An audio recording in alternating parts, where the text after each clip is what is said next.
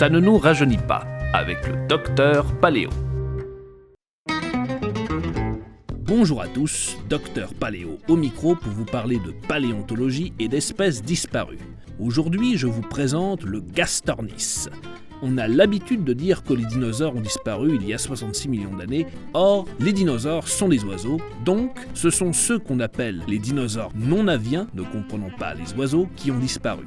Et le Gastornis, cet oiseau géant bipède aux allures d'autruche à grand bec, est l'un de leurs héritiers directs. Ce volatile que l'on estime à environ 2 mètres de hauteur et entre 50 et 100 kg a vécu juste après l'extinction des grands dinosaures, entre 60 et 40 millions d'années. Le premier fossile découvert remonte à 1855 près de Meudon, décrit par le paléontologue et inventeur Gaston Planté. Mais enfin, depuis, des squelettes complets de l'animal ont été exhumés ailleurs en France, près de Reims ou de Castelnaudary, mais aussi en Allemagne, en Amérique du Nord et en Chine.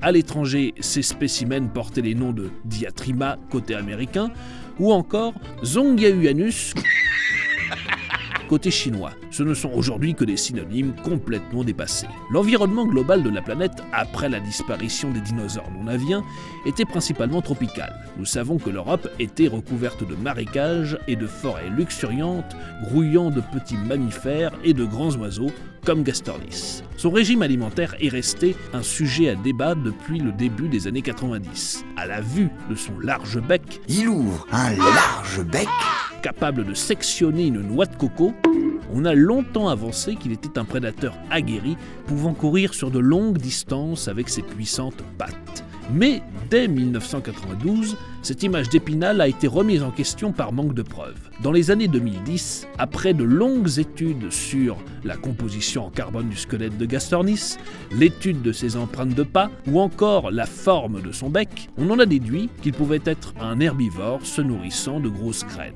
Le mystère reste entier. Nous nous quittons là-dessus et je vous retrouve la semaine prochaine pour parler cette fois-ci d'un grand paléontologue. À très bientôt, je ferme le micro.